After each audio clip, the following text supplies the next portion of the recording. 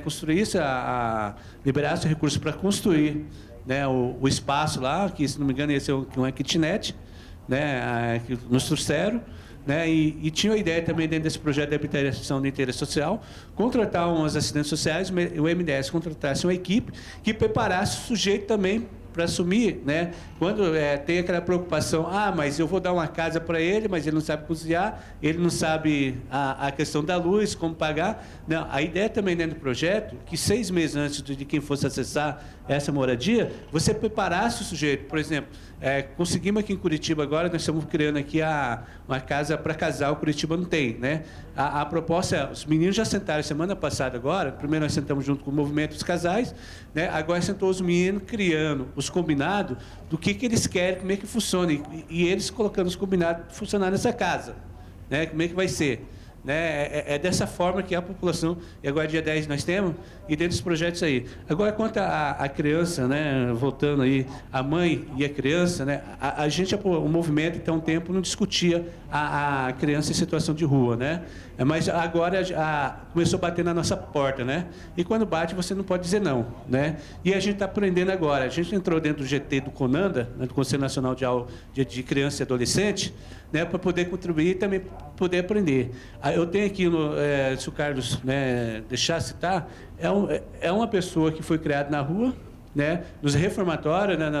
Nas casas de acolhidas de Curitiba, que não prepararam o sujeito, né? O sujeito passa 18 anos, né, dentro de uma instituição, e quando ele completa 18 anos, joga, a palavra correta, né, joga na rua, não se prepara, não coloca. Infelizmente, hoje ele está no acolhimento, né, mas antes do movimento ele estava mesmo em situação de rua, né, essa despreparação.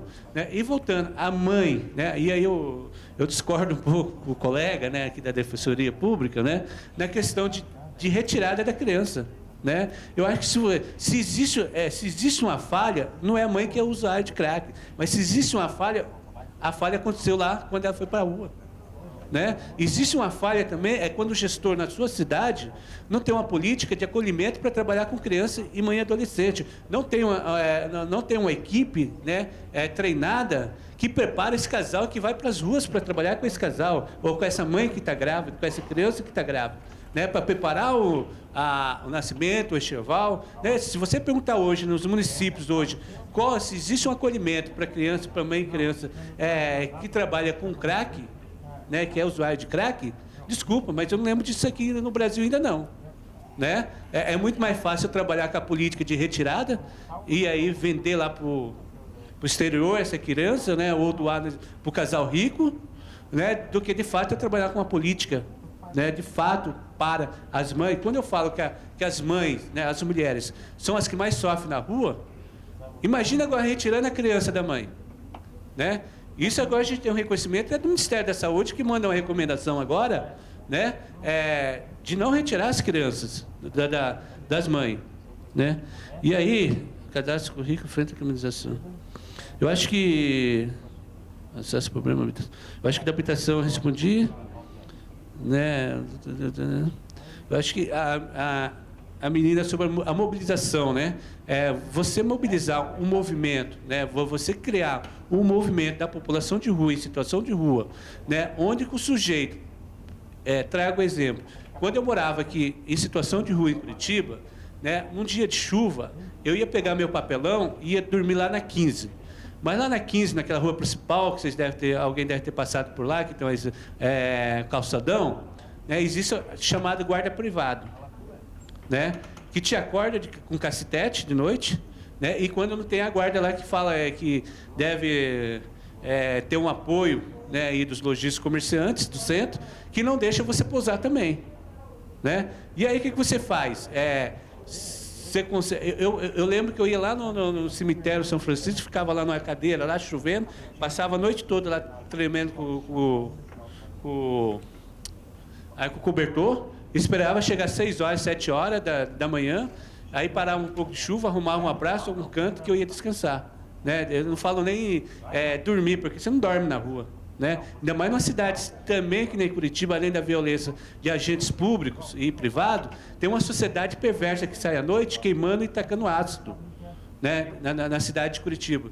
E aí, quando você dorme, ou quando você quer uma alimentação, você vai para a porta do restaurante. O restaurante, você pega aquela sobra que é das 3 horas da tarde, né?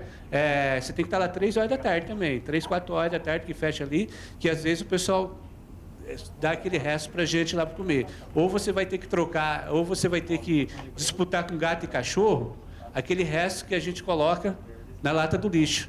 Né? Quantas vezes eu fiz isso até no dia de aniversário, não tem nada para comer aqui em Curitiba, e numa lata de lixo, né, atrás de uma alimentação. Né?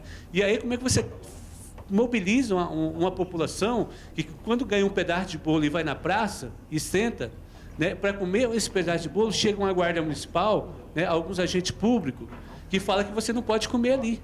E você vai comer não, você não tem casa. Você vai beber uma água, não tem água. Se você vai usar o banheiro, não tem banheiro. Né? Isso estou falando de uma cidade modelo, Curitiba, né, que acontece todos os dias isso. Entendeu? Pior as outras cidades que... Isso porque a gente fala que Curitiba, São Paulo, Minas e são as cidades, Bahia, né, que são as cidades que mais avançou a política. Né? E a gente tem toda essa dificuldade. Ainda existe essa dificuldade. E aí, quando a gente vai chamar o sujeito lá na praça, vou falar aqui, né? Vou falar, vamos aí comigo ali, fazer, pressionar a prefeitura, ou vamos para a reunião do movimento. Aí o sujeito fala assim, olha, desculpa, Leonildo, mas eu preciso encher minha barriga. Né? O movimento não é classe trabalhador que tem um CNPJ, né, que recebe recurso. O movimento, ele não tem CNPJ, a gente não recebe recurso de ninguém. A gente fez o 3º Encontro Nacional da População em Situação de Rua agora em Brasília. Tivemos que fazer dentro do Centro Pop, tivemos que posar no chão, né, no papelão mesmo. Né? Teve um momento que não tinha comida, né, e nós estamos falando de 400 pessoas, no 3º Encontro Nacional da População de Rua, que a gente fez com todas as dificuldades do mundo. Né? Porque a gente quer essa autonomia. A gente não quer mais agora que o governo federal venha bancar, ou o poder público venha bancar o nosso encontro para nós calar a nossa boca. Não, a gente quer começar, a gente passa fome, a gente faz o que for preciso. Mas como a gente quer conseguir uma nossa independência, nós estamos aqui nesse espaço, estamos no Conselhos, né? A gente, a partir de agora, a gente vai fazer a sorte nossa que às vezes, né, esses defensores aqui, esses 3 aqui que eu falo aí para nós, né, falar para você, às vezes sábado ou domingo eu estou ligando para o Antônio, às vezes ele está ligando para mim, né, ou fala Antônio, ou Camille, né, eu acho que assim, essas pessoas, né, para finalizar minha fala, Mariana, né, eu vou citar porque esses defensores no estado do Paraná, que tem 399 municípios, que tem 80, se não me engano, se ainda tem 80 defensores públicos, né? E eles têm essa dedicação, né, de atuar com a população em situação de rua, de não dizer não para a gente, para nós é muito importante para a população de rua. E a única porta hoje que eu falei aqui no começo, 400 pessoas, né, foi atendido. Eu chego na Defensoria Pública, está 7, 8 pessoas lá, sendo atendido pela Defensoria Pública e com muito carinho e respeito. Né? Eu quero parabenizar a Defensoria, a Camille, né, a Mariana, o Antônio, né, a Tânia, que não está aqui, né, pelo carinho, pela seriedade, como atende a população de rua daqui de Curitiba. Né? De Londrina, a gente já fez o contato, já fomos lá também para trabalhar. O novo ouvidor geral também, que está chegando, né? O Gerson, que está chegando também, a reunião, ele participou, a primeira reunião, a Santa, que estava também, a outra ouvidora, também, que nos apresentou, junto aos defensores públicos, a Defensoria Pública, né? Eu acho que o Paraná, dentro da Defensoria Pública, né, a única coisa que a gente precisa mesmo, né, da Defensoria, é que o governador do Estado do Paraná contrata mais defensores, mais equipe, que aqui o Paraná precisa, né? O município, o Estado, 399 cidades para 80 defensores públicos, é muito, 75, né? É muito pouco mesmo. E é sorte nossa que esse pessoal tem a causa aí. Muito obrigado a vocês. Está partindo do encerramento, né? Para encerrar. Não, a última fala. Bem, eu vou Alô? Eu queria comentar bem rápido, né, acho que já estourou o tempo, uma questão no que diz respeito ao que o Antônio falou, e eu acho que se conecta com várias outras situações. Bem, a principal face do Estado que a população em situação de rua e os pobres em geral encontram e conhecem do Estado é a sua face mais repressiva, mais violenta, mais autoritária, né? Então, assim, eu acho que é importante a gente pensar que mais do que a questão, às vezes, até do medo, né, assim, no que diz respeito às denúncias, judicialização das causas, etc., tem, na verdade, uma experiência muito bem embasada do fato de que determinadas situações não se desdobram. Então, o que eu quero chamar a atenção é o fato de que a gente precisa começar a ganhar algumas coisas, sabe? Ganhar algumas causas, ganhar algumas situações de disputa institucional, enfim, inclusive para produzir esses exemplos, que isso é possível, porque a população em situação de rua, como uma série de outros grupos, assim, sabe que esses mecanismos geralmente não garantem justiça, né? Então, a gente precisa produzir e multiplicar esse tipo de exemplo, né? Eu acho que foi depois da Operação Sufoco, em São Paulo, que eu acho que o Ministério Público processou o Estado, né, com um processo milionário no que diz respeito às violações na Operação Sufoco, lá na Cracolândia, né, na Luz, no bairro da Luz, né? Esse tipo de coisa que eu acho que precisa ser multiplicado como exemplo. Porque eu acho que... é claro que tem o receio de sua própria vida, né, de sua segurança, da sua integridade, as pessoas em situação de rua. Mas eu também já acompanhei muitas pessoas valentes que foram até as últimas consequências em certas situações dramáticas. O próprio Leonildo podia ficar aqui o dia inteiro falando das ameaças que ele sofreu, sabe? Então, e tem muita gente assim no Brasil inteiro, né? E tem muita gente que também não é do movimento e que vai até as últimas consequências com esses processos.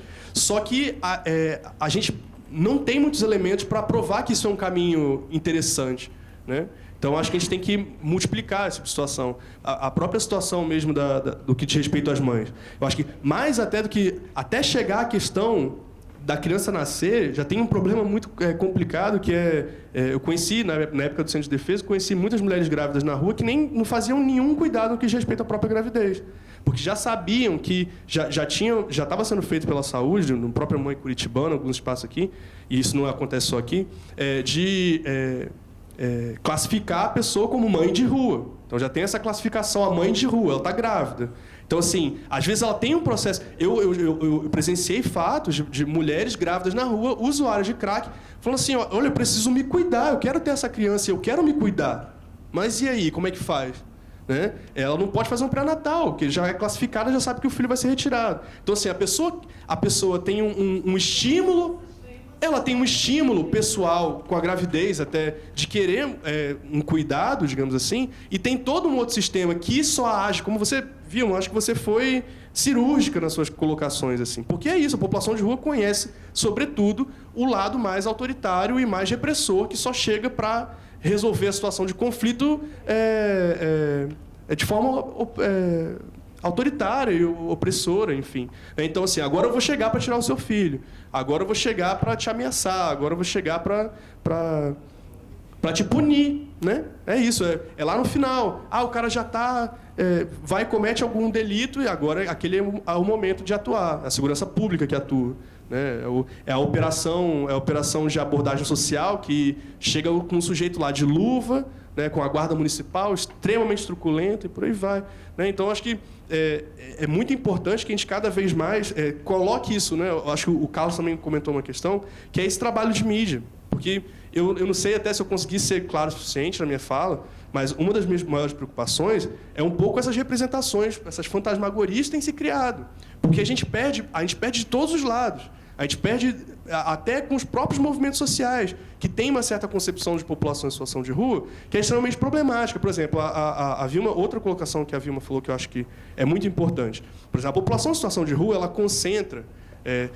a gente está o tempo todo falando de identidades e situações minoritárias, e a população em situação de rua, esse grupo heterogêneo, ela concentra todas essas minorias, né?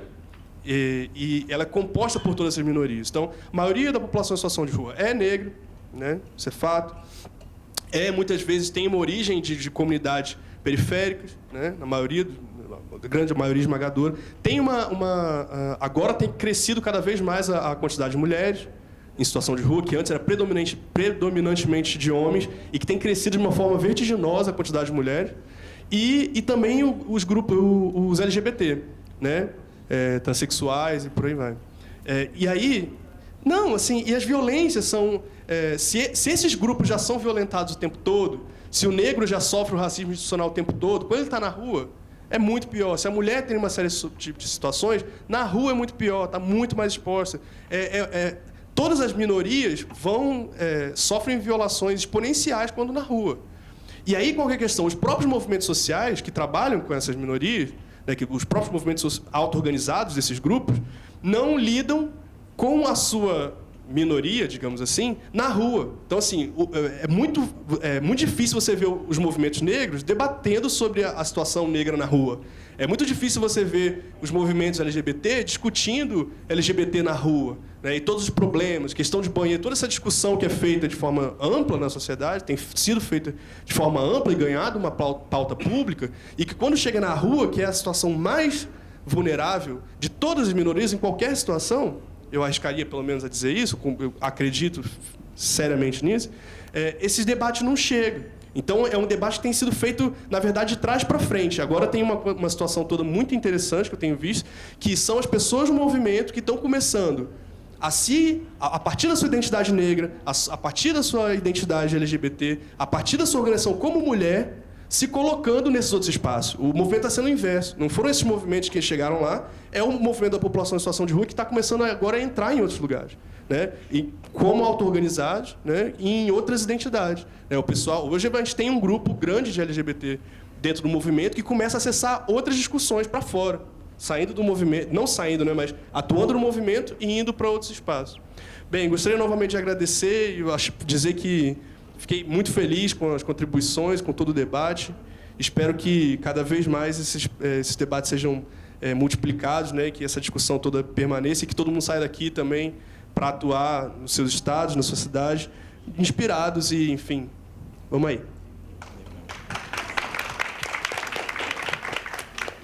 Não, eu só vou encerrar de uma maneira bem rápida, só para fazer uma constatação, mas que fica como sugestão para a ANADEP, né?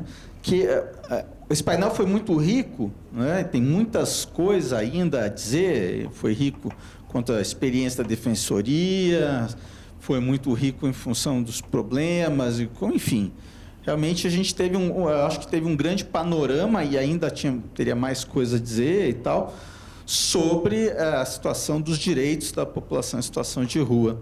E então acho que está muito fértil, é muito adequado agora a gente ter conversas no sentido da organização da defensoria, enfim, essa proposta de organização, quem sabe, de um seminário, né? Fica como sugestão. Eu sei que a ANADEP e a Associação Estadual também são órgãos mais de classe, enfim, mas se a gente não começar por aqui, deixando essa sugestão, então, para que esse diálogo continue, para que saia desse painel algo de concreto, algo que no futuro possa gerar uma atuação mais dedicada e mais efetiva da Defensoria Pública em relação à Pop Rua. É isso aí. Obrigado.